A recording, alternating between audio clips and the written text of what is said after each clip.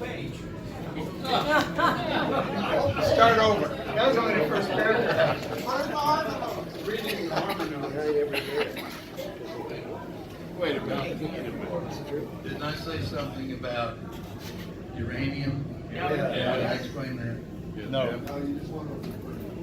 Okay, heard of it, but this little story, if I can tell it, tells a lot about this man.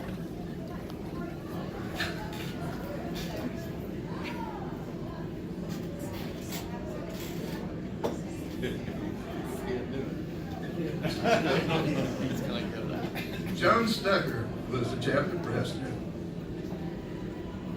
He was dying with cancer, had 3 or 4 months to live, and Mike found out that John always wanted to sing in a quartet in a contest. He never had. He'd always worked as a judge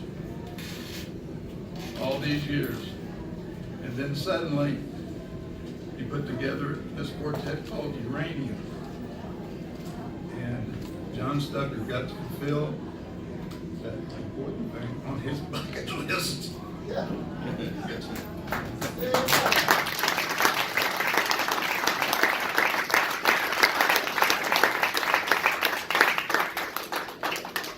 I don't want to confuse that story, but there's just John Stucker was our hero.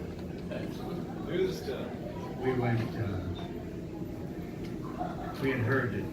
And actually, there was Uranium #1. That was Carter, Charlie Drake, Daryl McCune, and John. And then next year, Charlie had moved, so we had we called it Uranium 2, and we were going to have a memorial Uranium quartet every year, just kind of like a pickup quartet.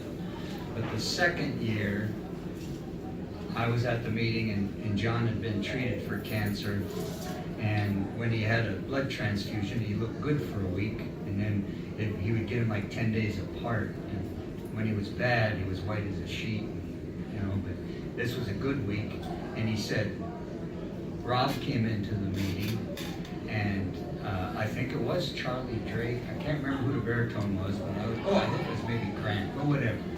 And we're sitting there just before the meeting, and John was feeling good, and he said, let's sing a song.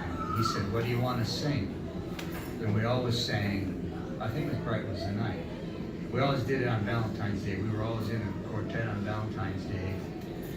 And I think we sang Bright Was the Night, and Rob was the tenor. And then we got done with it, and John said, why don't we be Uranium #2? And we said, fine. And then John said, the song I want to sing is Old Quartet. And I said, I don't think that'd be a good idea, John, because we all knew that his days were extremely numbered. But anyhow, he made a liar out of everything because he lived for a year after that. We did sing that year. It was Charlie Drake and the doc from Leavenworth, who was in the military, and the baritone was Charlie Drake. But it was just a great experience. But John died the following September. We sang at his funeral when we were at the retreat up in Atchison. And that was, we tried, yeah. It was the largest chorus we ever had. I'd like to just say thank you, and it's been a privilege to be here, to be anywhere, I guess, when you get to be my age. But I got to thank my wife. Without my wife, I would not be allowed to do as much time in my hobby. Thank you.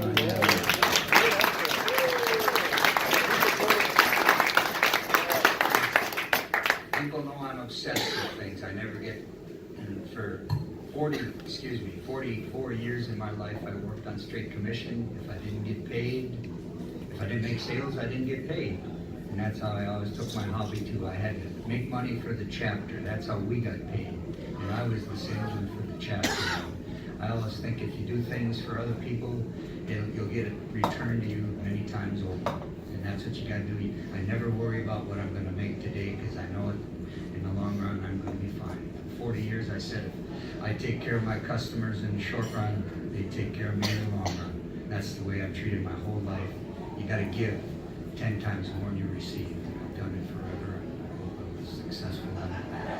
I've always done it for the benefit of the chapter. I've never worried for anything for me. I'm always interested in the betterment of the chapter and the society. Always had that in my mind. And we once had, when I was learning how to sell, we always had videos of people saying, you gotta do this, you gotta do that.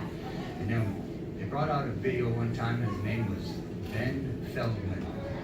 Anybody in the insurance business knows who Ben Feldman is. He was with New York Life, the largest selling life insurance person in the history of the world. And he was being interviewed one time on a motivational video. They said, Mr. Feldman, tell us about the biggest sale you ever said. And he said, I'll tell you that later.